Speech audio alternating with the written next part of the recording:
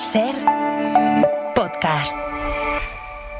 Estás escuchando El Abierto de Hoy por Hoy. Cada día analizamos las noticias más relevantes de la actualidad, las claves políticas, económicas y sociales, con las voces de los protagonistas y los distintos puntos de vista de nuestros tertulianos. Tiempo para el análisis, tiempo para el abierto en esta mañana de miércoles.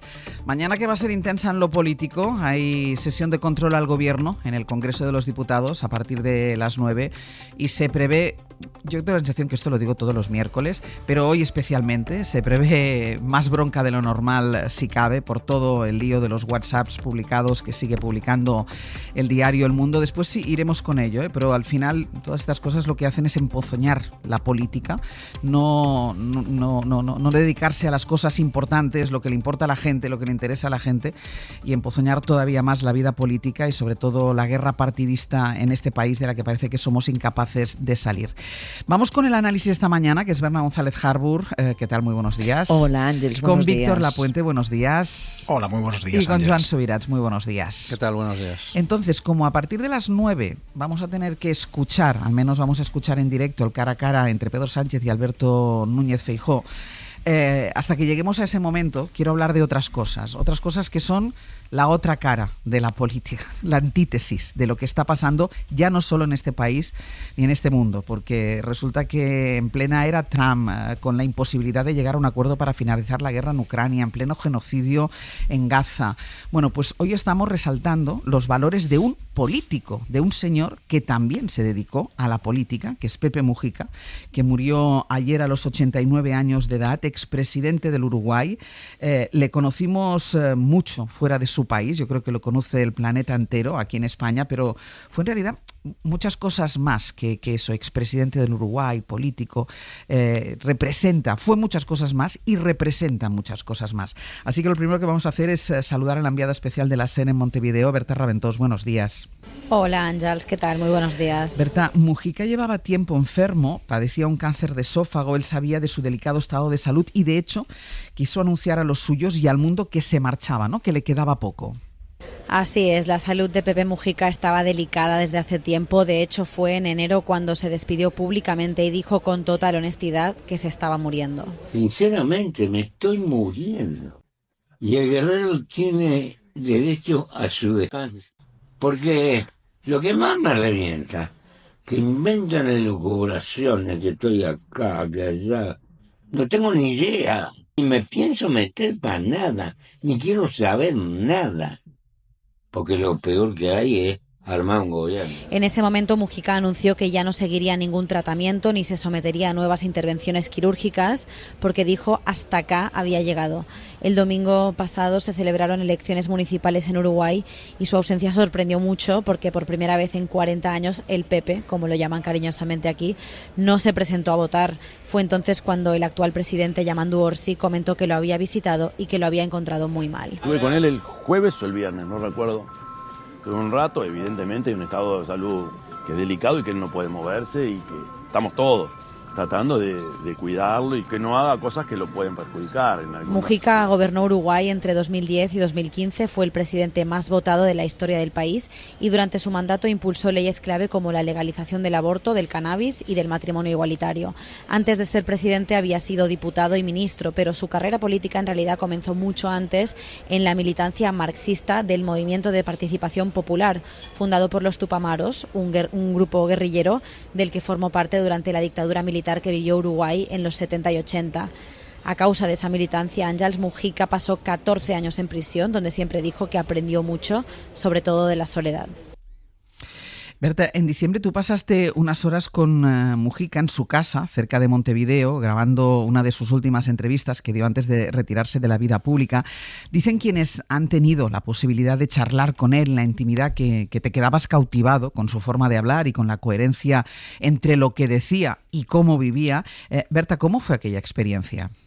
La verdad fue una enorme fortuna poder hablar con él, uno de esos regalos que te da la vida y este oficio nuestro.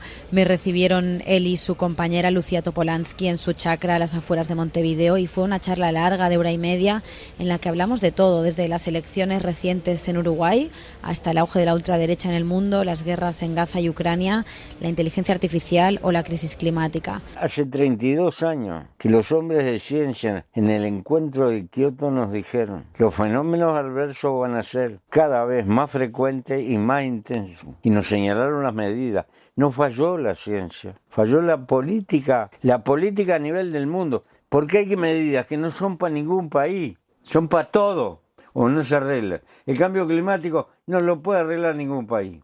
Lo tiene que arreglar la humanidad entera. También conversamos de cosas terrenales y sencillas como el amor o contemplar la naturaleza.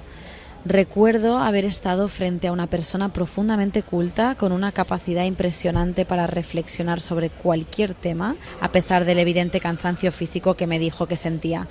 Un verdadero filósofo, supongo, y a la vez alguien muy tierno y genuino. Berta, gracias. Gracias a vosotros. Llevamos desde las 6 de la mañana hablando de la muerte de Pepe Mujica, escuchándole, porque hemos puesto fragmentos de entrevistas, de conversaciones, de declaraciones. Yo creo que no hemos repetido ninguna, y todas ellas, todas y cada una de las que hemos podido escuchar ya desde ayer en Hora 25 hasta esta mañana, en todas dice algo, en todas hay alguna cosa que te manda un mensaje que te revienta la cabeza. Y claro, uno piensa, Joan, los políticos hoy que están dando el pésame, alabando, diciendo el referente que se pierde, cómo el mundo se queda sin alguien como Pepe Mujica, mi pregunta es, ¿por qué no le imitan?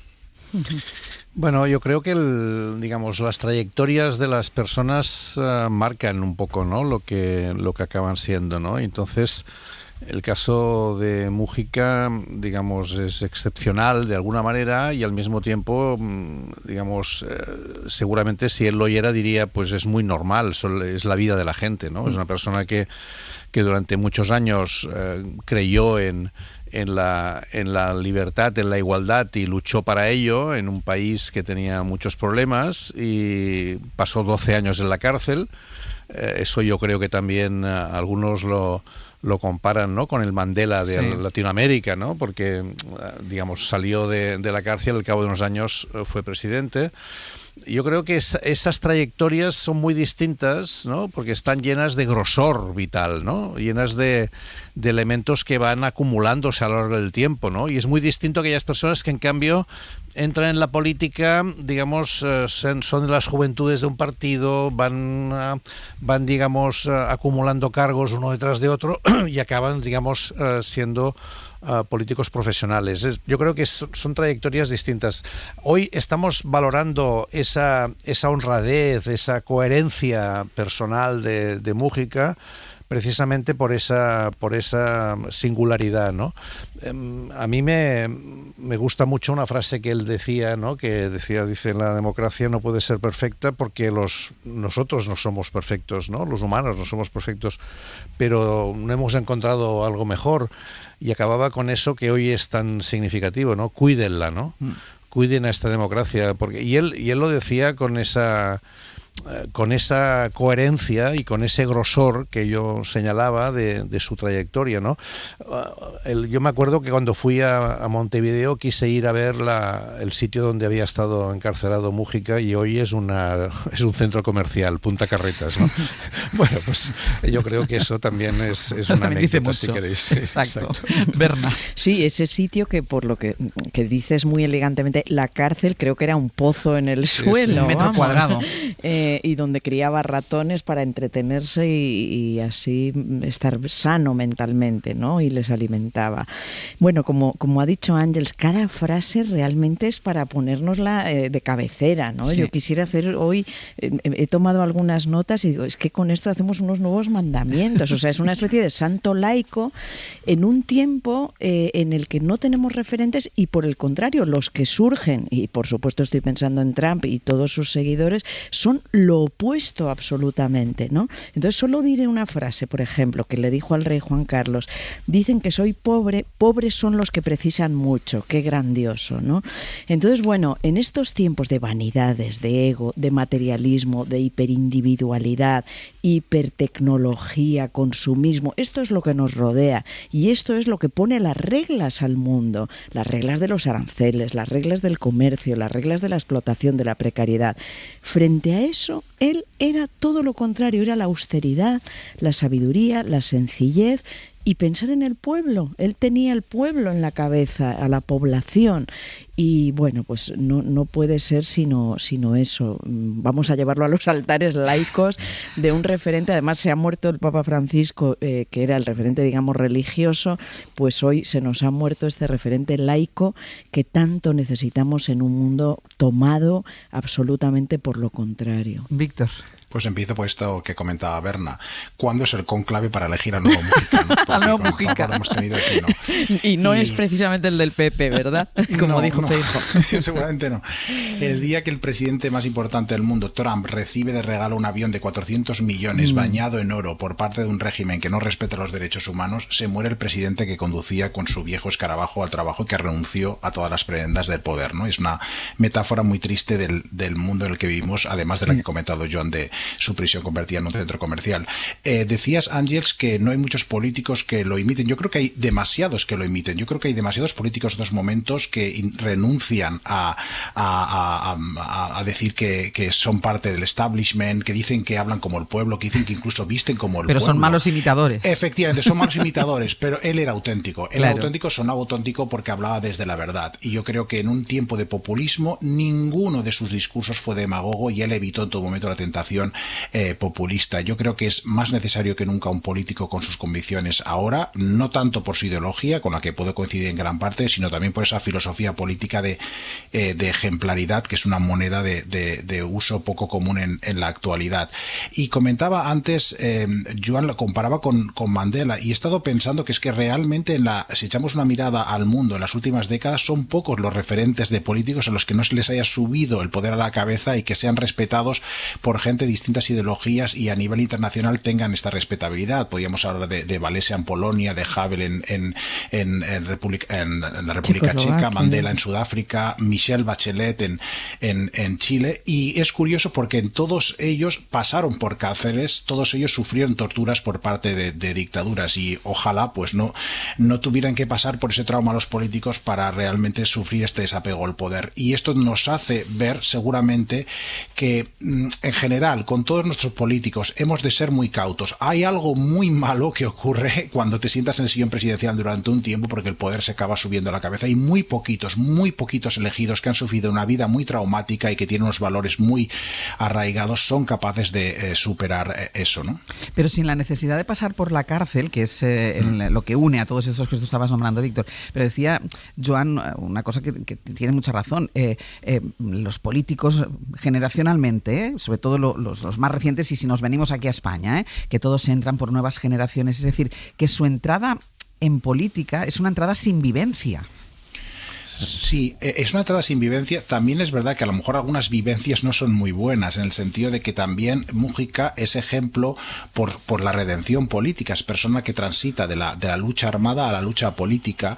Entonces yo creo que es un doble ejemplo. Por una parte un político humilde, pero también un político que reconduce su rumbo, ¿no? Que va de la aceptación de la violencia a la cultura de la paz, y eso me parece también muy importante. Yo prefiero que los políticos entren por las nuevas generaciones que no en grupos armados a la política, pero es verdad lo que comenta, se ha burocratizado mucho el acceso a la política, y es verdad que bueno, los que llegan parece ser que no respetan muchos códigos éticos, y sobre todo que creo que es muy difícil, se contagian de algo en el Consejo de Ministros, bueno, Joan quizás no, pero se contagian de algo, al menos los que ocupan los sillones presidenciales, que les hace muy difícil luego volver a la vida a la vida civil sin tener esta especie de sentimiento de superioridad, ¿no? Pero yo creo que... Ahora voy contigo, Joan. Pero yo creo, también quiero extender esa reflexión a la sociedad. Es decir, estamos hablando como si las sociedades fueran limpias y estupendas, y los políticos, en cuanto se sentaran, ya fueran egoístas, vanidosos, todo lo que estamos diciendo. Y por desgracia no es así. Por desgracia nuestra sociedad es espejo de esos políticos y de lo que debería tratarse. Es decir, la sociedad americana, por ejemplo, ha elegido a Trump, y Trump es el espejo de lo peor de la sociedad americana desde mi punto de vista. Y así sucesivamente con todos los países y todos nuestros políticos. Es decir, estamos en un tiempo en el que los valores son el materialismo, el consumismo, la desigualdad, el tener más que los demás. Esos son los valores que se han impuesto posiblemente desde la caída del muro. Bueno, podríamos abrir esa reflexión. Entonces, si los políticos son espejo de esa sociedad y la sociedad de los políticos, estamos muertos porque no vamos a avanzar más que a más desigualdad. Por tanto, el foco en esos referentes, en esos políticos que saben romper esa ecuación y colocarse como espejos de unos valores a los que debemos tender como sociedad, eso es el valor supremo, ¿no?, de alguien como Mujica. Joan. No, yo solamente iba a comentar que hay otro líder en Brasil que ha tenido algunas sombras sobre él, que es Lula, que tiene también una trayectoria que cuando el día en que falte, ¿no?, espero que falte muchos días para ello, se hablará pues de su liderazgo en las fábricas, de su capacidad, digamos, de representar en un momento determinado muy difícil para Brasil unos valores determinados, esa capacidad de representar los elementos más fundamentales, ¿no?, de lo que hoy estamos discutiendo, porque yo quisiera recordar que y luego creo que hablaremos también del discurso de Robert De Niro, ¿no? Sí. Estamos en un momento en que volver a lo básico, ¿no? Y lo básico, es decir, el ataque que estamos viviendo en todo el mundo es tan brutal, ¿no?, cuando esa trilogía que utiliza Trump, que es contra la diversidad, contra la inclusión y contra la equidad, esos tres elementos son los que hace 80 años triunfaron en Europa después de 2 guerras mundiales contra el fascismo, ¿no? Y hoy estamos, digamos, en un momento, en una tesitura en que esos elementos son centrales. Entonces, personas como Mujica, que, como decía muy bien Víctor, han pasado por lo que han pasado y hoy ¿no?, defiende la democracia como un elemento central que nos garantiza los elementos de libertad, de la igualdad, de dignidad para todos, es un momento espectacular para que esa referencia no nos quedemos solamente con la anécdota de la muerte de Mujica, sino nos quedemos con los valores que representa, ¿no? Déjame que vaya a la publicidad y a la vuelta escuchamos un fragmento de ese discurso de Robert De Niro ayer cuando recibió el premio de honor en el Festival de Cine de Cannes. Gabriel, sigo adelante con el préstamo para el regalo de las bodas de oro de mis padres. Les va a encantar revivir ese viaje que hicieron en su luna de miel. Lo contrato por la app.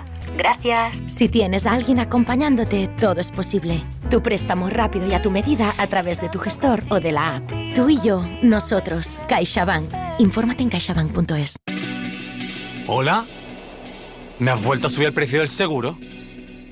Adiós, yo me voy a la Mutua. Vente a la Mutua con cualquiera de tus seguros. Te bajamos su precio sea cual sea. Llama al 91 555 5555. 91 555 5555. Condiciones en Mutua.es. Soy Raquel de Carglass. Como especialistas en lunas nos encargamos de todo, incluso de los trámites con tu seguro. Por eso, si tienes problemas con las lunas de tu coche, solo tienes que pedir cita directamente en Carglass. Así de fácil. Carglass cambia, Carglass repara. 1540, sede central del equipo ahorro de Naturgy. Señora lavadora. Dígame, ¿Qué hace? Yo, nada.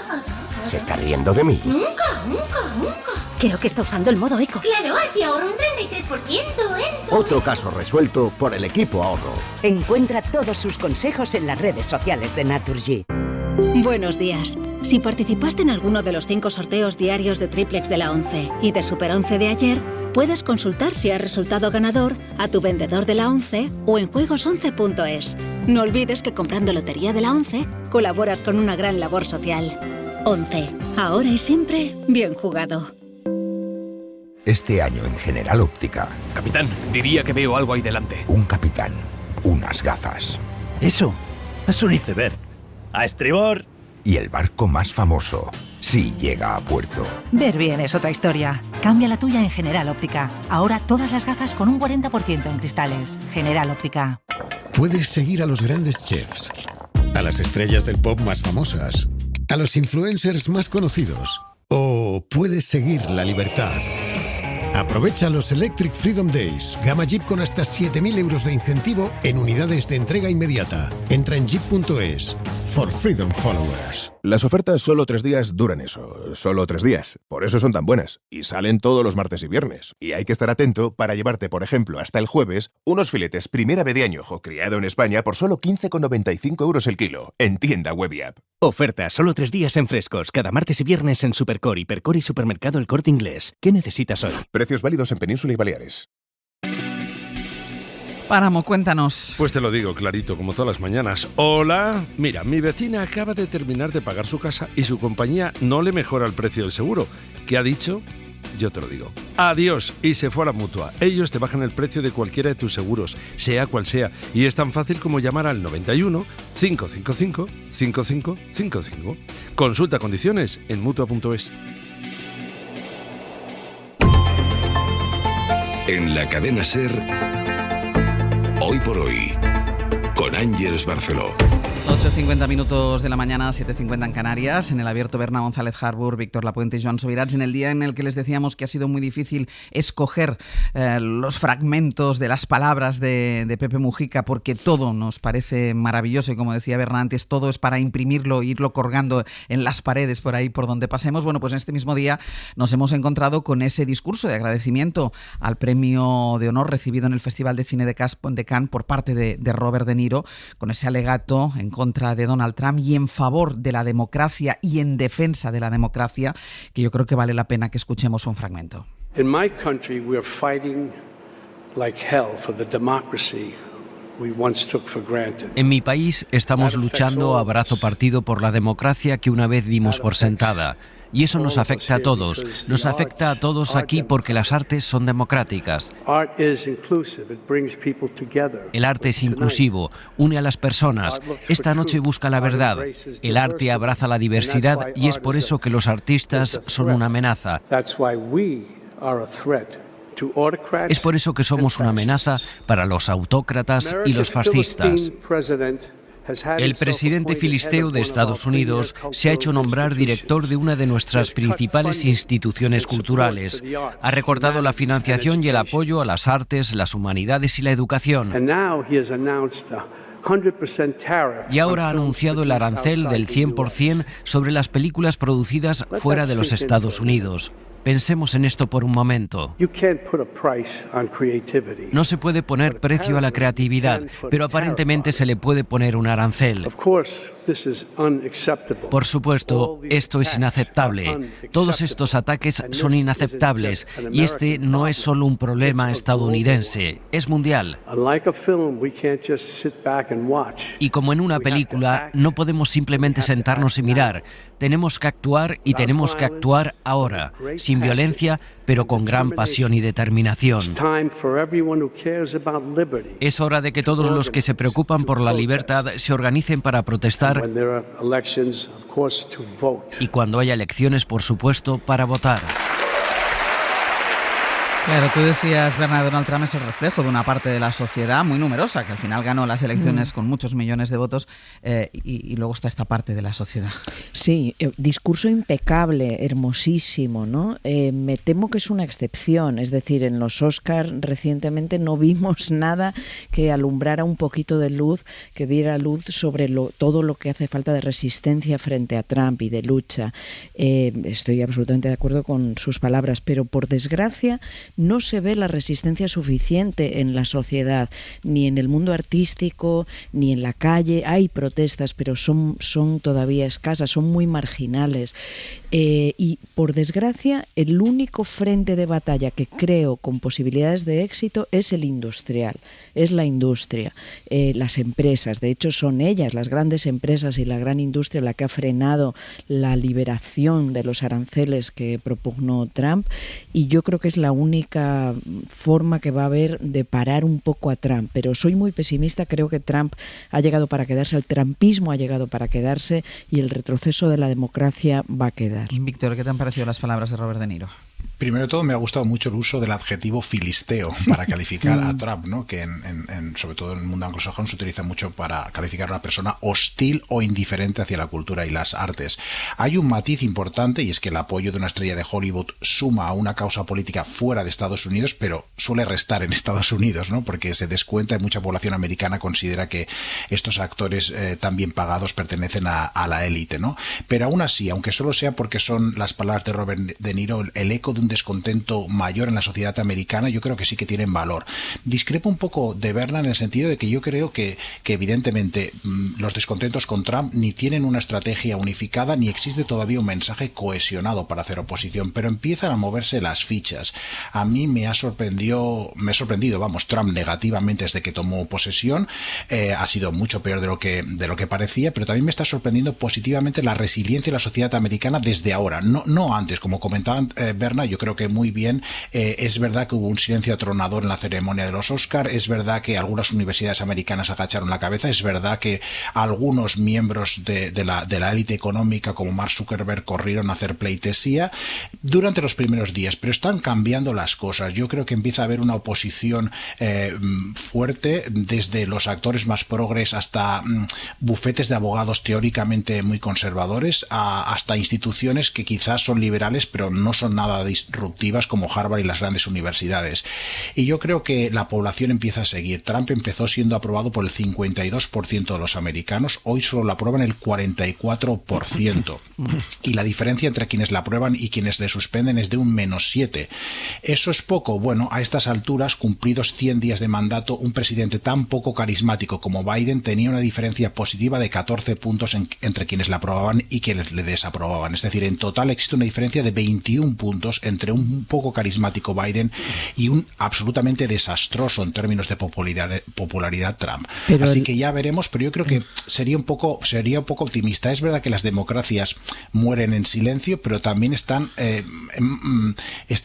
al menos las voces están alzándose para que las democracias o la democracia más vieja del mundo no mueran. Joan Berna, después seguimos hablando, porque además vamos a hablar de la gira y de los resultados que está dando la gira que está haciendo por Oriente Medio Donald Trump, con lo cual podemos retomar el análisis en el punto en el que lo dejamos ahora, porque ya saben que a las 9 en punto de la mañana empieza en el Congreso de los Diputados la sesión de control al gobierno. Especial interés hoy, después de la publicación de los WhatsApps entre Pedro Sánchez y quien fue su hombre de confianza, José Luis Ábalos. Seguro que esto está, segurísimamente que esto va a estar presente en esa sesión de control, y queremos escuchar al menos el cara a cara entre Pedro Sánchez y Alberto Núñez Feijóo.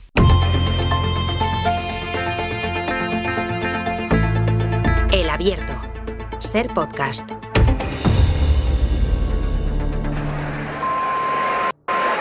Yo creo más ruido de lo habitual, tengo esta sensación, no sé por qué. ¿Sí? ¿No?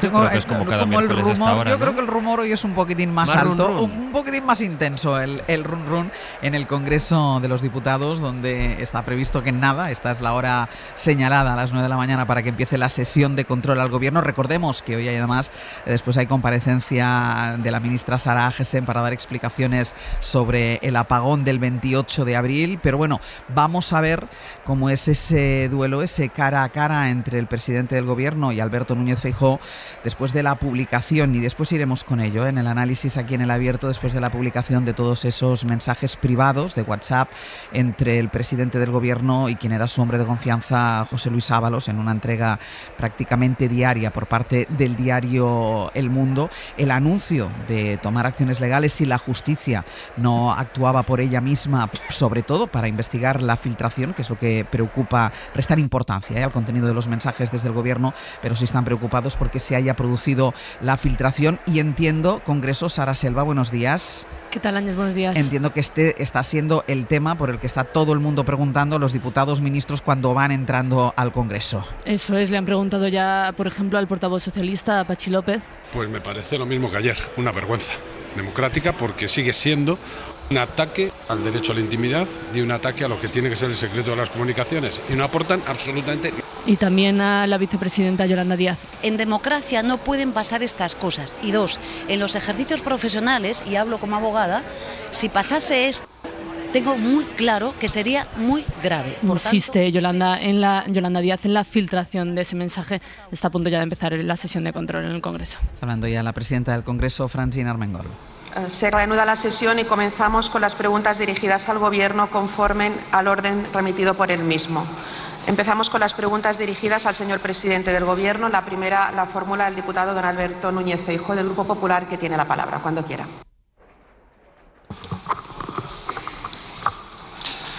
Gracias, presidenta. Señor Sánchez, sin rodeos. Esta mañana hemos conocido que usted se implicó en el rescate de una compañía aérea por 475 millones de euros de todos los españoles, que ordenó darle una vuelta para que saliese adelante. Y lo hizo, parece ser, después de que su esposa recibiese unos días antes una llamada para agilizarlo. Le doy una oportunidad, señor Sánchez, hoy aquí. Dé la cara ante los españoles. Diga la verdad por una vez y actúe con la dignidad que se merece nuestra nación. Muchas gracias.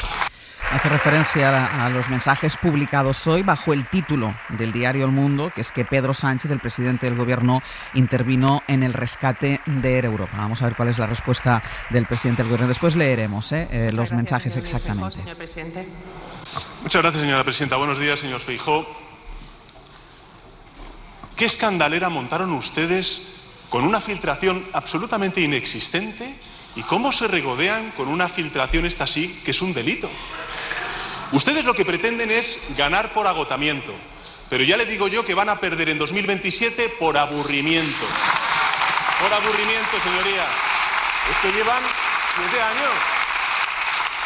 Llevan ustedes 7 años con la misma estrategia, con una estrategia de judicialización de la vida política, de expansión de bulos, de desinformación y de crispación. Misma estrategia y mismo resultado. Ustedes en la oposición, entretenidos con las casquerías que les dan, y este gobierno mejorando la vida de la gente. Mejorando la vida de la gente.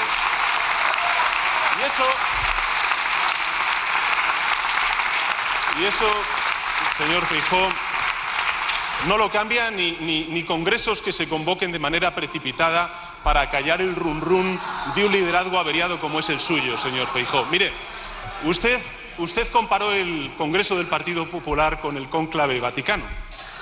Ándese con ojo, señor Feijóo, porque uno entra papa y sale cardenal. No, le ha respondido a la pregunta, que era por los WhatsApps de hoy, haciendo referencia al rescate de Air Europa. Vamos a ver si sigue por ahí el líder de la oposición. Muchas gracias, señor presidente. Señor Núñez Feijóo, cuando quiera. Desde luego que esta legislatura usted no se ha aburrido. Sus presidentes autonómicos petardos. Su vicepresidente del gobierno, el señor Iglesias, un maltratador. Disfruta de ver fastidiada a la persona que le aupó a la Secretaría General del Partido Socialista. Y su ministra de Defensa, que no está, es una pájara. Se cree con el derecho de descalificar a todo el mundo. Hoy también nos hemos enterado cómo usted participó e instó una moción de censura con tránsfugas en Castilla y León.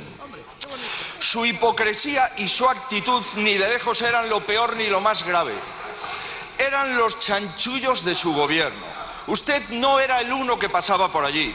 Era el uno que estaba al tanto de todo. Por eso lo sabía y lo tapó, porque participó, señor Sánchez, porque participó. Hace años se especulaba con lo que otros países podían tener en su móvil. Ya no hace falta mirar tan lejos. Algunos se preguntaban por qué no echó usted al señor Ábalos del Partido Socialista y por qué lo incorporó a las listas del Congreso. La razón es muy simple, porque usted le tiene miedo.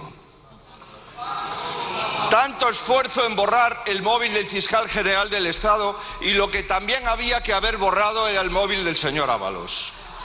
Y ahora culpan a los periodistas, a los jueces, a los socialistas que le contradicen. Se ha atrevido incluso a difamar a la Guardia Civil y a la UCO.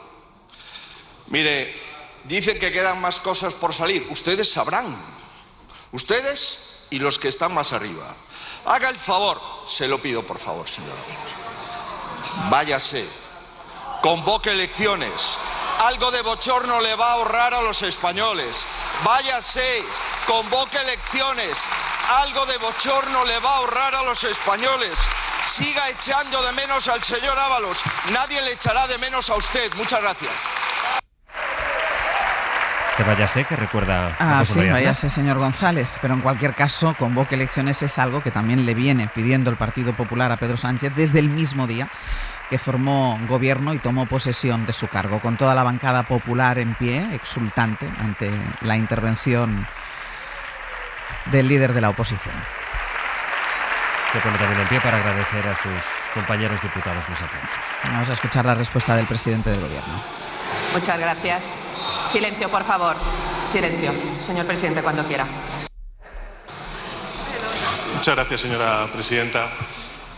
Convoque elecciones, ¿no? Es verdad que el señor Feijóo ha convocado el Congreso del Partido Popular por dos razones. Una, para tener al Partido Popular preparado ante un anticipo electoral. Y yo me pregunto, señor Feijóo, ¿es que la actual dirección del Partido Popular no estaba preparado para un anticipo electoral?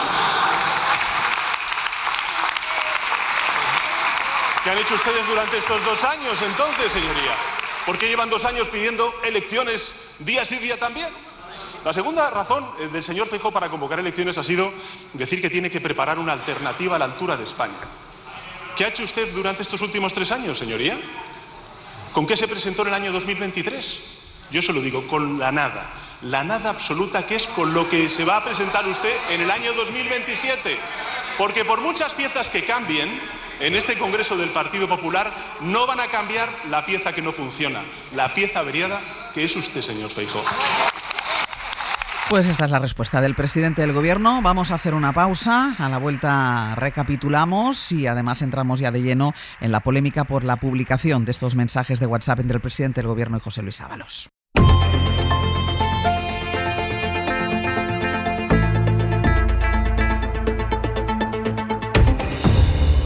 El abierto Berna González Harbour, Víctor Lapuente y Joan Subirats, después de haber escuchado ese primer intercambio de palabras entre Pedro Sánchez y Alberto Núñez Feijóo, que podríamos decir un día más en la sesión de control al gobierno en el Congreso de los Diputados, lo que es absolutamente descorazonador. Guillermo Lerma, buenos días. ¿Qué tal? Hola de nuevo, Ángeles. Vamos con lo que dice el gobierno sobre los mensajes que se están haciendo públicos, porque quiere que haya una investigación de oficio para averiguar qué pasa con esta filtración de conversaciones, que insisten, son conversaciones privadas, y dicen que si no hay ninguna iniciativa judicial, ellos están dispuestos a ir a los tribunales. Sí, el gobierno no concreta aún qué acciones judiciales piensa emprender si la justicia no investiga de oficio el origen de la filtración. Es lo que quieren en la Moncloa, donde aseguran que se están estudiando todas las posibilidades. En el PSOE en realidad no tienen muchas esperanzas de que esta iniciativa sirva para aclarar nada. Lo que quieren sobre todo es dejar claro que les parece muy grave que haya conversaciones privadas del presidente del gobierno que, sin formar parte de la investigación y sin tener relevancia penal, acaben publicadas en un medio de comunicación. Los socialistas están en las últimas horas haciendo cierto equilibrio para defender que lo ocurrido puede ser constitutivo de delito, pero sin señalar a nadie. Félix Bolaños es el ministro de Justicia. Queremos llegar hasta el final, queremos conocer todo de la filtración. ¿Quién ha sido? ¿Por qué ha sido? ¿Y qué otros mensajes privados que nada tienen que ver con la causa judicial están en poder de personas capaces de cometer delitos para que sean públicos esos mensajes privados del presidente del gobierno? Queremos llegar hasta el final, hasta el fondo de la filtración de esos WhatsApps que afectan a la privacidad del presidente del gobierno. En el Ejecutivo reconocen que solo habría delitos si la filtración parte de la UCO, de algún funcionario público que no haya cumplido con ese deber de custodia de la información. Esa es ciertamente la teoría más extendida en privado en las filas del PSOE, donde tratan de justificar que Ábalos no sacaría ningún rédito si fuese él quien estuviese facilitando el acceso a esos mensajes. Esto es lo que defienden muchos diputados y cargos del PSOE en privado. En público la orden es no entrar a especular y poner el foco en el PP y en su oposición, decía ayer Pilar Alegría, de casquería. Hemos visto que el Partido Popular ha pretendido y pretende utilizar, como digo, estos mensajes para continuar con esa oposición de casquería.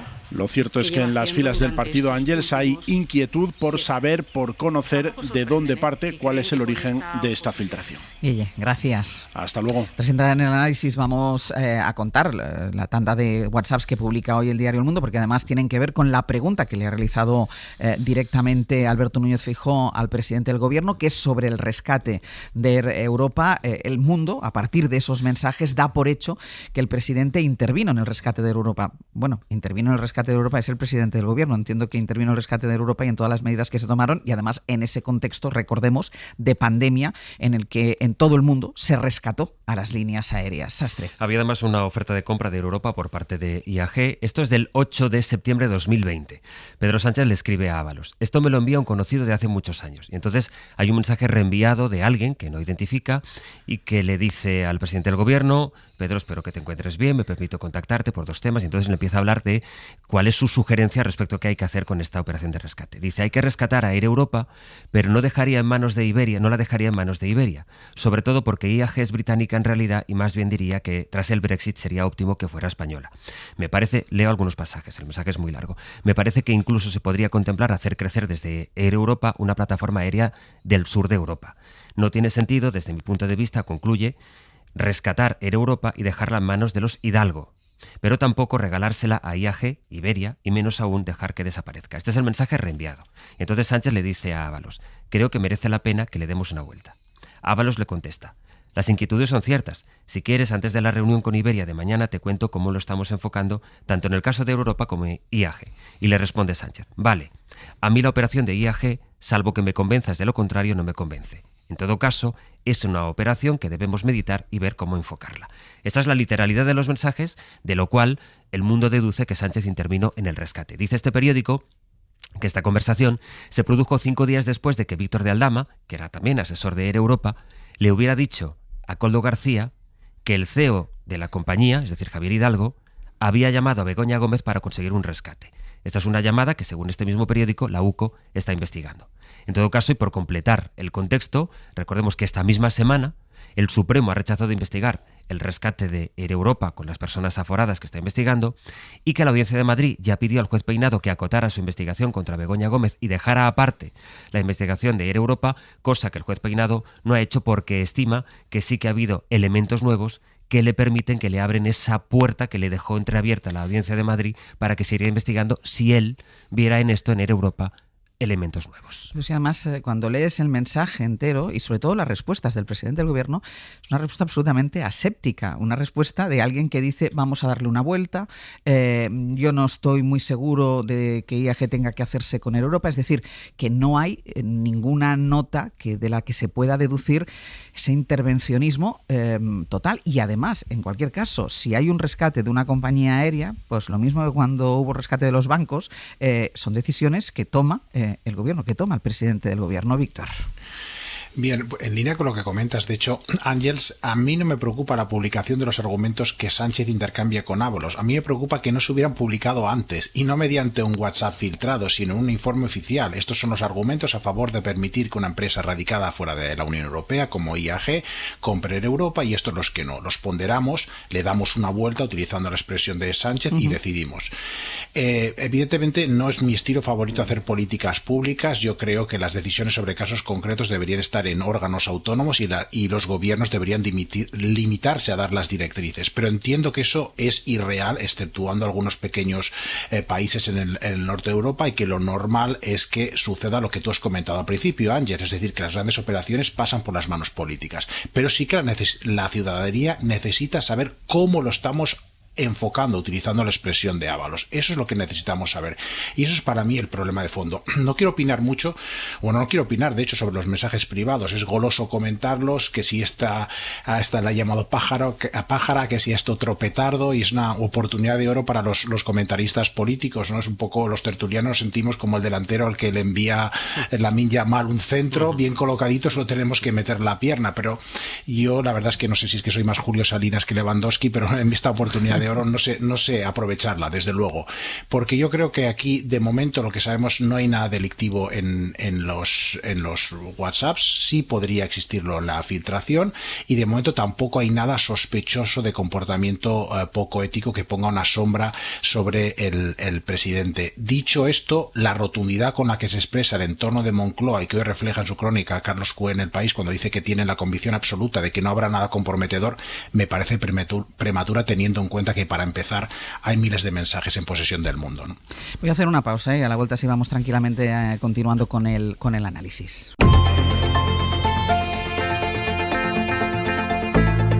El Abierto. Ser podcast.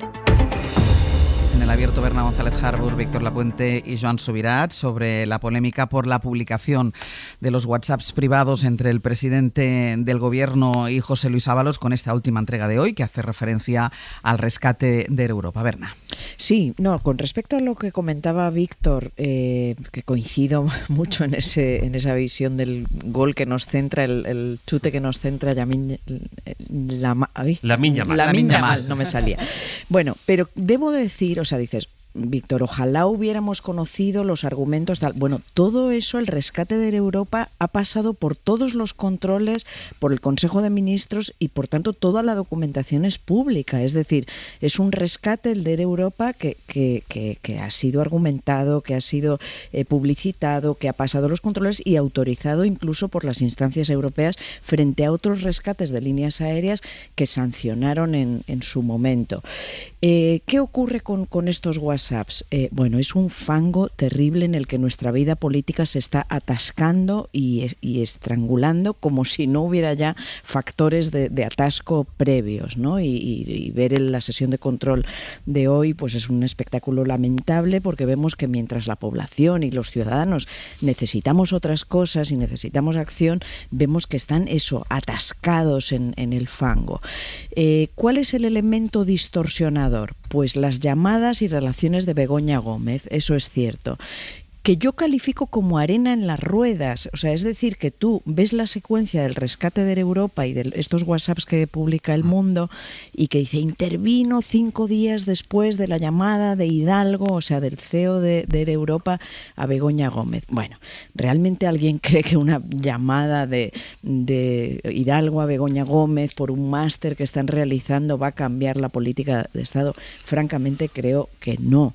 Pero es arena en las ruedas, o sea, uno anda en bici o en moto, en coche, y siente ahí, el coche no va a dejar de andar, pero esto enturbia y tardará tiempo en limpiarse, ¿no? Esa arena en la que yo creo que no habrá ningún delito, porque el juez sigue buscando testigos y buscando, y en fin.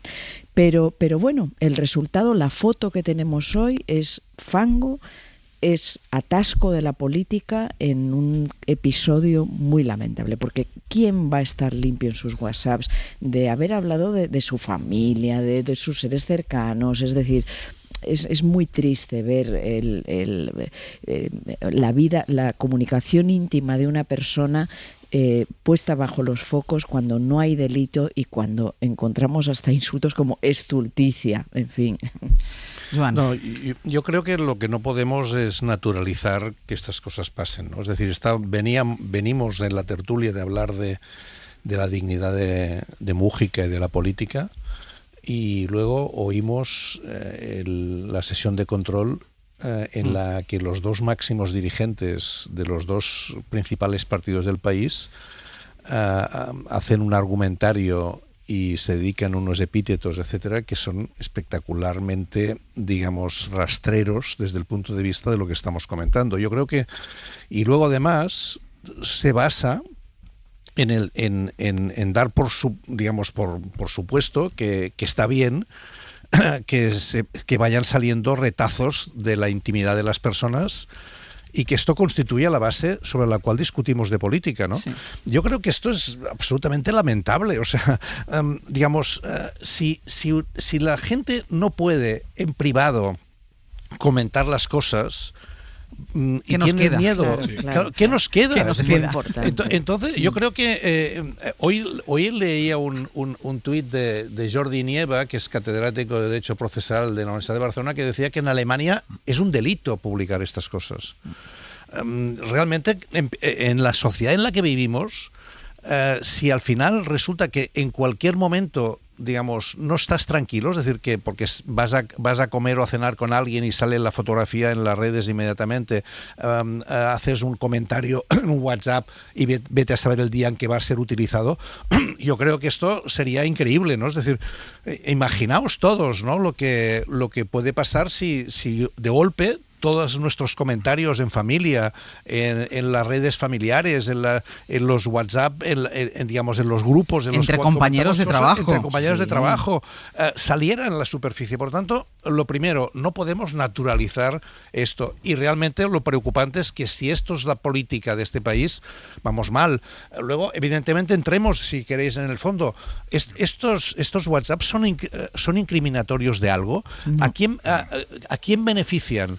Es decir, ¿de dónde sale esta filtración? ¿Quién es? ¿Ábalos? ¿Koldo? ¿Es la UCO?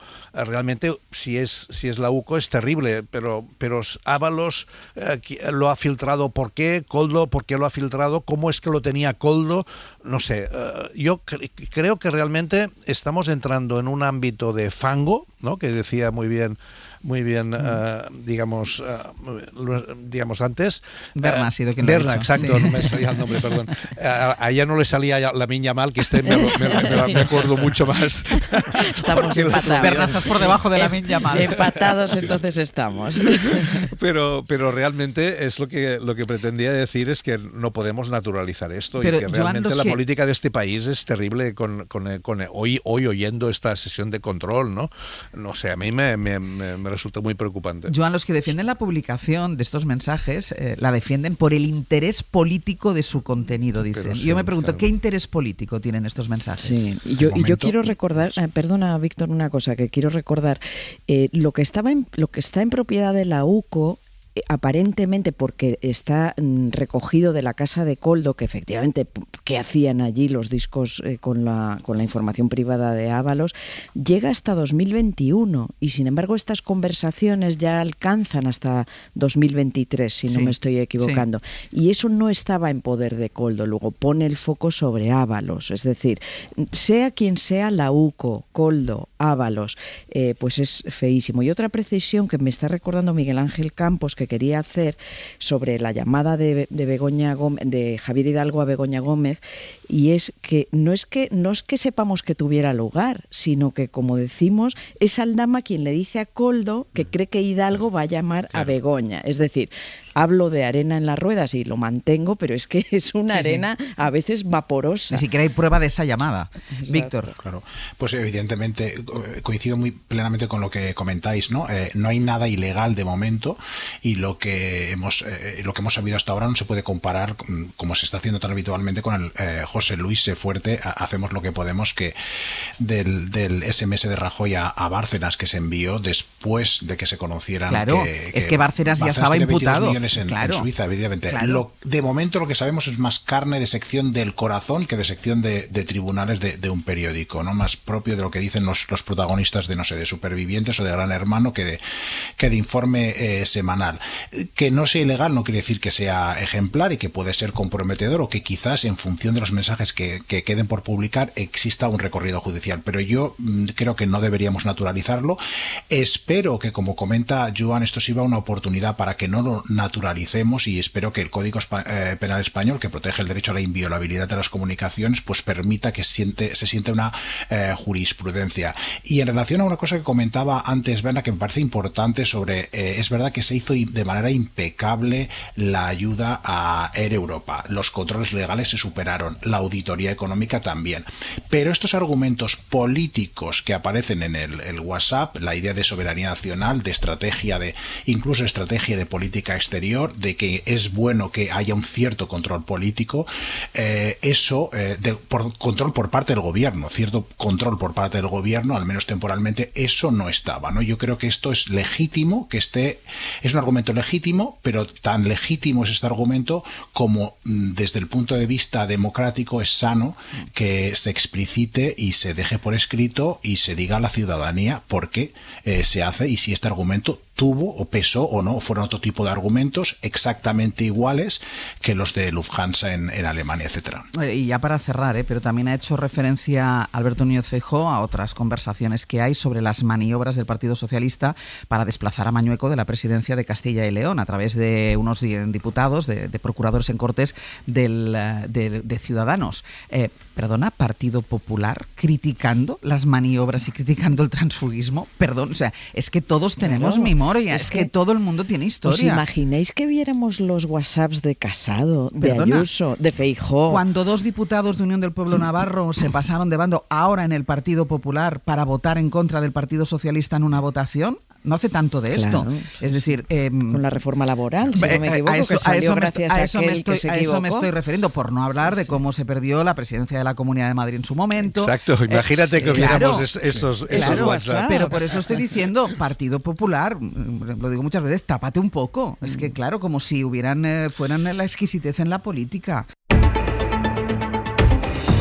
En el abierto, Berna González Harbour, Víctor Lapuente y Joan Subirats. Les decía que nos vamos a Ucrania porque en la actualidad internacional estamos muy atentos de las expectativas que ha generado una posibilidad cada vez más remota, cada vez más lejana, que es la que Volodymyr Zelensky y Vladimir Putin se puedan ver cara a cara mañana en Estambul. Enviado especial de la SER, Nicolás Castellano, buenos días. ¿Qué tal? Buenos días, Ángeles. Cada vez hay menos señales de que esto vaya a ocurrir, por eso digo, es una posibilidad cada vez más remota. Lo que está pasando, de hecho, es que la guerra sigue, que los ataques no cesan y por eso Ucrania exige y pide, por favor, más sanciones. Sí, los ataques mutuos. Esta mañana, Ángel, hablábamos a primera hora de la caída de drones kamikaze aquí en Dnipro, en embalse de Kiev, en Zaporilla. Son 145, los ha enumerado ya el ejército ucraniano.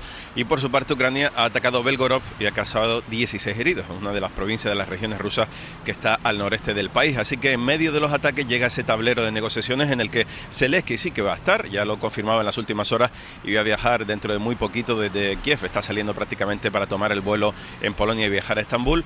También se sabe que van a ir algunos de sus principales asesores que ya estuvieron reunidos con los rusos en Bielorrusia y en Turquía. Recordemos que la última negociación en Turquía fue en abril del 22 y que en todo caso, más allá de quien acompañe en la foto a Marco Rubio y a Erdogan, es desde luego la confirmación de que se reanudan las negociaciones después de 3 años y 1 mes. Así que la noticia es esa, veremos cómo se completa la foto y lo que parece, como tú dices, cada vez menos probable es que aparezca Vladimir Putin. Zelensky fue quien retó al presidente ruso a acudir a Estambul. En las últimas horas lo que llega desde Rusia es que Putin en todo caso puede enviar al ministro de Exteriores. Eso, Nico, haría descarrilar la negociación porque Ucrania sí que lo ha dejado claro que no va a aceptar otro mal gesto de Putin como sería no presentarse a este encuentro. Eso es lo que se dice oficialmente, Ángels, pero algunos de los asesores de Zelensky, de los que le acompañan en estas negociaciones, su mano derecha, por ejemplo, Podolyak, ha asegurado que incluso con el alto el fuego roto, porque se siguen intercambiando ataques, incluso aunque no se presente Putin en esa reunión, ahí va a estar una delegación amplia de Ucrania. Se especula sobre la presencia de Lavrov, del ministro de Exteriores ruso, que todavía no está confirmada, pero en todo caso Rusia, el Kremlin, sí ha dicho que va a enviar una delegación, estaba por ver exactamente la composición. El que no esté Donald Trump, que se había especulado con desviar su avión, que está en estos días de reunión en Oriente Próximo, y que haya enviado a Marco Rubio, eso deja claro que no va a estar Putin, o aparentemente no va a estar Putin, pero en todo caso sí que parece que va a estar esa reunión, porque si no parece complicado haber citado ya a Marco Rubio y que Erdogan se preste a ser pues el anfitrión de esta reunión, ¿no? Estos días nos estás contando que la población ahí en Ucrania no da ninguna credibilidad a la posibilidad de un alto el fuego, a la posibilidad de un acuerdo. No creen a Vladimir Putin, no le cree entre ellos un personaje que se llama Taras, apodado El Español, que es uno de los comandantes más famosos del ejército ucraniano, al que tú has entrevistado en el frente de Zaporilla, en un escondite a 8 kilómetros en línea recta de la primera línea de choque con los rusos, y que no confía en las negociaciones, pero es que además te dice que teme que la guerra se alargue. Sí, ese es el temor de los soldados que están hartos de la guerra. Lleva escrito en castellano el español en su parche, en su uniforme, donde lleva también la bandera de España, otra en su gorra, y también se lee el español en su Kalashnikov. Tiene tres posiciones, tiene de... Nos lo enseña orgulloso, lo acaba de recuperar después de matar a un ruso. Dice, dentro de unos días va a cumplir 58 años y se ha convertido en una celebridad aquí en Ucrania. Mi nombre es Taras, mi rango de subcomandante tengo mayor, rango de mayor, y yo subcomandante de batallón. Es decir, yo nací en Rusia, viví en Ucrania, luego me plegué servicio de ejército. Y después se fue a España. Esta es su cuarta guerra. Desde los 18 años estuvo en la de Afganistán con el ejército ruso. Nació allí. Su padre fue capitán de submarino nuclear soviético y su abuelo luchó en la Guerra Civil Española con las brigadas internacionales. Por eso dice que tiene dos corazones, el ucraniano y el español, aunque sus hijas que viven en Barcelona no querían que viniera al frente. Y cuando empecé esta guerra, año 2022, yo fui en Barcelona y senté con mi familia una reunión, dicho, chicos, ya quiero plegar, quiero ir en Ucrania. Mi hija dice, papi, tú estás mayor, 55 años yo tenía. Ahora dice que era muy viejo para la guerra. Dice que esta es la más difícil de todas por la tecnología, por los drones, pero que le gustaría que parara ya. Eso es verdad, yo soy guerrero, sí, es verdad, y yo no quiero mentir. No me gusta matarle a gente, una cosa. Y cuando le mentamos a Putin se enciende. El papel que firmaba rusos no vale para nada, para el lavabo no vale para nada. Dice que los papeles de Putin son eso, papel higiénico. De su guarida a 8 kilómetros en línea recta de los rusos nos montamos en su coche y... ¿Siempre escuchas reggaetón? Ya, claro, me gusta, hombre. Pues sí, reggaetón a toda pastilla. Algo que le recuerda a España y a su buena vida en Barcelona, donde ganaba mucho dinero, dice, en empresas de ingeniería, pero que sus hijas detestan. Mi hija dice que, papi, ¿cuántos años tienes? Yo siempre 18, porque esta música de jóvenes. Y cuando nos bajamos del coche se acaban las bromas, la cruda realidad, a pocos metros un enorme cráter. Ese se desprende una bomba de campo que se cae desde avión. Explica la explosión de una bomba guiada. Recogieron solo pequeños restos del soldado al que le pilló en el baño junto al agujero. Solo 2 kilos de los restos del soldado. El único momento en el que pierde la sonrisa es cuando habla precisamente de la cantidad infinita de muertos. No quiero mentir, no quiero anotar, no quiero avisar de las cifras mucho. Muchos, dice, no nos da el número porque no se lo permiten, pero se queda por primera vez sin palabras. Después nos enseña en otro escondite el Centro de Transformación de Drones. Aquí estamos en un sitio donde los chicos se fabrican todos los drones kamikaze. Y nos enseña en un ordenador y con conexión a internet, gracias a Elon Musk, un Starlink, cómo hackean los drones rusos y se pueden ver las imágenes en directo de sus trincheras. Orgullosos de sus muchachos, tiene el mando a 1 millar, aunque no nos puede dar la cifra por seguridad. Su mujer y sus 2 hijas siguen esperándole en Barcelona. Gracias españolas y cuidado con rusos, por favor. Porque este es un Cuidado con los rusos porque dice que no se van a quedar solo en Ucrania. Tendrá que abandonar Ángel estos agujeros para ir a Barcelona pronto porque tiene que renovar la residencia. La historia de Taras el español, uno de los militares más célebres y que ha sido condecorado con la más alta distinción que de hecho le entregará Zelensky en los próximos días. Nico, gracias. Hasta luego. Esta es la situación muy cerquita del frente que nos cuenta Nicolás Castellano, que empezábamos a hablar con él de esa reunión prevista para mañana, a la que con toda probabilidad no va a asistir Vladimir Putin como método de presión. Incluso Donald Trump, el presidente de los Estados Unidos, dijo que podría se desviaba un poco del trayecto que tiene previsto, de la agenda que tiene previsto en su viaje a Oriente Medio para plantarse también en Estambul, pero de momento esto tampoco está confirmado y sí lo que sabemos es lo que va consiguiendo Donald Trump en esta gira, en este primer viaje internacional que hace después de volver a la Casa Blanca, y es que va cerrando pactos comerciales. Ayer estuvo en Arabia Saudí, un país que, recuerden, fue para Estados Unidos un paria internacional por asesinar y descuartizar a un periodista. Ahora, en cambio, es un socio para Estados Unidos. Pablo Morán, buenos días. Hola, Ángels, buenos días. Incluso Trump ha suscrito acuerdos comerciales por $600.000 millones, entre ellos más de 140.000 en venta de armas. Queda la duda de si ese acuerdo incluye el suministro de cazas F-35. En todo caso, Arabia Saudí ya era uno de los mayores compradores de armas de Estados Unidos y estos contratos elevan ese intercambio todavía más. Según Trump, sitúan las relaciones bilaterales entre ambos países en su mejor momento. Hoy, segundo día de la gira, está previsto que el presidente acuda a una cumbre en Riad con 6 países árabes y la expectación ahora mismo está en el anunciado encuentro que ya se está produciendo entre Trump y el presidente interino de Siria, al-Sarraj. Anoche anunció esto, el levantamiento de las sanciones norteamericanas a Siria que Washington mantenía a pesar de la caída en diciembre de Bashar al-Assad. Este es un encuentro, Ángels, llamativo porque hace solo medio año, Estados Unidos ofrecía $10 millones de recompensa por la cabeza de al-Sarraj. Y también llamativo por el lugar en el que se está produciendo. Todo esto se está produciendo en el Hotel Carlton de Riad, el lugar en el que el reino saudí realizó la mayor purga de la historia hace solo 7 años. Ayer se proyectó la imagen de Trump en la fachada. Por cierto, Pablo, que de quien no habla Trump en su gira por la región es de Israel y prácticamente no habla de Gaza, no va a visitar a su socio, no va a pisar Israel y tampoco ha dicho una palabra sobre la situación en la franja. Exacto, es tremendamente llamativo, al menos que no pise Israel, y eso refleja las diferencias que tiene con Netanyahu, que ayer insistía en preparar a la sociedad israelí para la ofensiva final, decía, contra Hamás en Gaza. Allí en la franja, además de los ataques, alarma la profunda hambruna después de más de 70 días de bloqueo total por parte de Israel. El portavoz de UNICEF en Palestina está allí y ha descrito para la SER la imagen del desabastecimiento. All the market shelves are empty.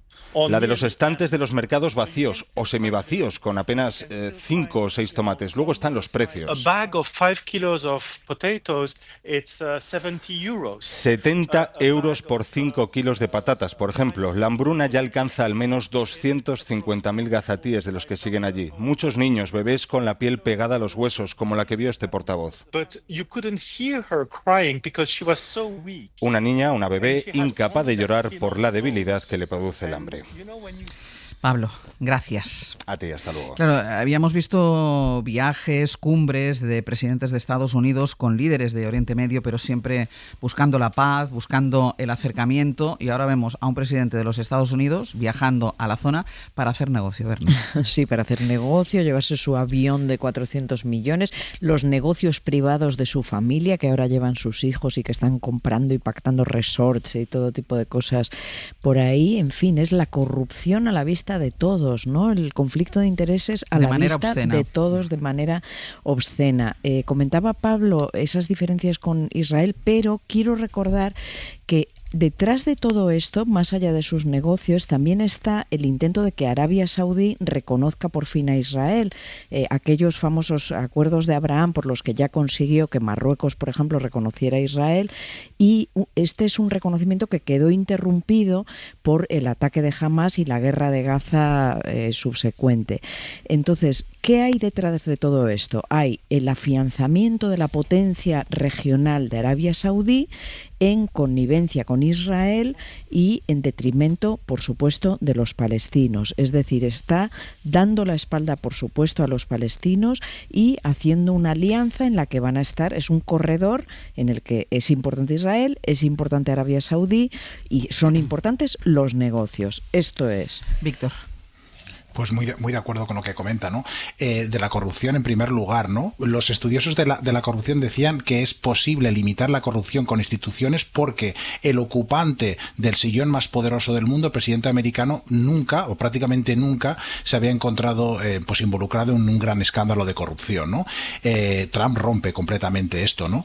Y Arabia, como has comentado, Ángels, es un paria para Estados Unidos, pero es un socio para Donald Trump por 3 motivos. Primero, porque los republicanos siempre han sido bien acogidos ahí, esto hay que recordarlo siempre. En segundo lugar, por el desdén de los derechos humanos, que esto también es algo que comparten Trump y Arabia Saudí. Y en tercer lugar, por esta mentalidad transaccional de estos negocios lucrativos, y ambos tienen, tanto los dirigentes saudíes como Trump, mucho dinero y muy pocos escrúpulos. Y una pequeña cosa que has comentado antes sobre Turquía. ¿Quién puede esperar algo positivo de esta reunión en Turquía? Pues yo, Ángel.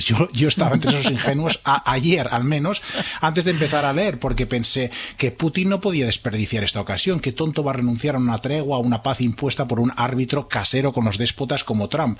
Pero luego mirándolo, efectivamente, los datos, al menos de los sociólogos que estudian la sociedad rusa, pues llegan a la conclusión de que en estos momentos pues ha conseguido que la guerra se convierta en una ideología, en una especie de pegamento social que une a los rusos en torno a Putin, y no quiere renunciar a eso. Joan, un minutito. Sí, no, a mí lo que me preocupa es la posición de Europa en todo esto, ¿no? Es decir, estamos hablando de los más implicados, pero ¿cuál es la posición de Europa realmente en este tema? Por ejemplo, en relación a Ucrania, ¿por qué no se da un paso que sería enormemente significativo, que sería incorporar a Ucrania en la Unión Europea, es decir, iniciar este proceso? Porque esto cambiaría la situación de manera radical. Evidentemente esto implicaría una contradicción muy fuerte con Rusia, pero creo que pondría límites también a esta discusión. Y en relación al otro tema, exactamente igual, digamos, es decir, en relación a Gaza y a Israel, he visto unas declaraciones de Macron que dice que es inaceptable lo que está haciendo Netanyahu, pero la Unión Europea está tomando realmente posiciones claras. Aquí yo creo que tenemos un problema. Dejadme el último minutito del abierto, porque quiero dejar comentada también una cosa que tiene que ver con las víctimas de la Dana, porque ya saben que no las ha recibido todavía el presidente de la Generalitat, Carlos Mazón, y en cambio ayer sí pudieron reunirse con representantes de las máximas instituciones. Y hoy con González Pons, ¿no? Y hoy, porque ayer no asistió. Exacto, o sea, ayer no asistió al encuentro con los eurodiputados. En Bruselas, no en Valencia. Exacto. ¿No? Corresponsal Enrique García Pozo, buenos días. ¿Qué tal, Ángels? Muy buenos días. Vamos a esto que estaba comentando ahora Joan. Ayer no hubo representación del Partido Popular Español en esa reunión con las víctimas de la Dana. Hoy sí se van a reunir con Esteban González Pons, que será el primero del PP en verse con ellas, pero en Bruselas. Sí, será en 10 minutos. Los ha convocado el que, bueno, es ya el nuevo jefe de filas del Partido Popular aquí en Bruselas. Los ha convocado a 2 de esas 3 asociaciones. Claro, porque una de ellas ya está volando a Valencia porque no estaba prevista esta cita, el encuentro, digamos, formal o que partía como iniciativa de las asociaciones con el resto de grupos. Era ayer, pero el Partido Popular prefirió hacerlos en una parte, podemos decir.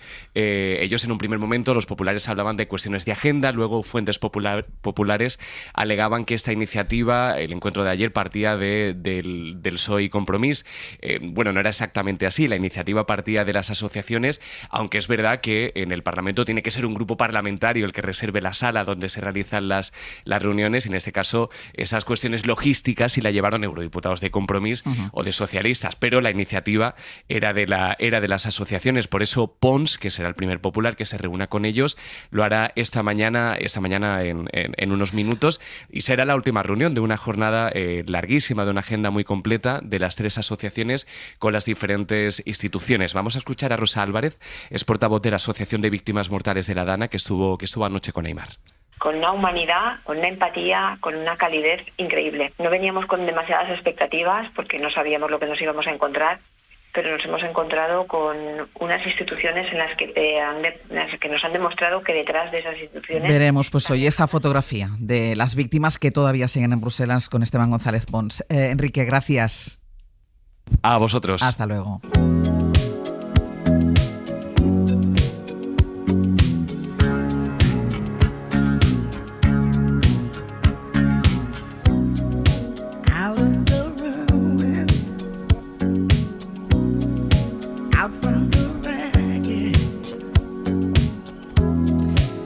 Pues vamos a ir terminando solo el abierto, el programa todavía no, que nos quedan 2 horas y 20 minutos todavía para irnos. Sergio Castro, Pepe Rubio. Muy buenas. Muy buenas. Bien, correcto. Bien, vale. Todo correcto. Y si quieres te cuento que en unos minutos toca, porque es miércoles, el Rincón en la Esquina con Marta Sanz y Manuel Delgado. Vamos a prefijar el tema. Hoy vamos a hablar del prefijo des. Des. Así que en el 900-100-800 les pedimos que nos cuenten qué palabra, empezando por ese prefijo, por des, más le ha marcado. Buscamos historias con lo que en alguna ocasión han descubierto, con lo que les ha desquiciado, con la oportunidad que en alguna ocasión han desperdiciado. 900-100-800 no es fácil hoy, pero tampoco es imposible. Yo a veces me siento desubicada. Desnortada. Desnortada. Yo es que lo del desastre lo he tenido tan a mano siempre. Desastre. Vale. Claro. 900, 100, 800, ¿eh? Hoy el prefijo des, pues eso, cuando ustedes se han sentido desubicados, bueno, cuando han sido víctimas de un desahucio también, por ejemplo. Claro, 900, 100, 800, venga. Bueno, y la biografía no autorizada, por primera vez, una biografía no autorizada de una persona no conocida, el señor Cantarero. Un supuesto coetáneo de Pablo Picasso, al que el pintor malagueño le hizo la vida imposible. Y en el pretérito pluscuamperfecto con Ana Uslé vamos a hablar de la ley del divorcio de 1985, pero no de la ley en sí, de la aprobación de la ley en sí, sino qué llevó a aprobarse esa ley. Esos últimos años que sufrieron las mujeres en la clandestinidad. Es el objetivo de este pluscuamperfecto. Me gusta mucho el tema de hoy. Y para finalizar en nuestra charla de los miércoles, claro, en 20 años a uno le dan tiempo de hacer muchas cosas. Otra cosa es que le merezca recordarlas o no. Creemos que en el caso de hoy sí, porque viene, nos ponemos de pie, la hija de la señora de verdad, Saila Durkal, hoy repasa con nosotros los 20 años de su carrera profesional, de la gira que está ahora por empezar y de un disco con el que concluirá esta gira que saldrá a finales de diciembre. Vale, ¿y la música entonces? ¿Por qué no habéis puesto a la Porque señora? en 1985, cuando la ley del aborto sonaba Tina Turner en España con mucho éxito. No, sí, es otra señora, perdona, es que es otra señora, Tina Turner. Señorona. Sí. Berna González Harbour, Víctor Lapuente, Joan Subirats, hasta la semana que viene. Adiós. Para no perderte ningún episodio, síguenos en la aplicación o la web de la SER, Podium Podcast o tu plataforma de audio favorita.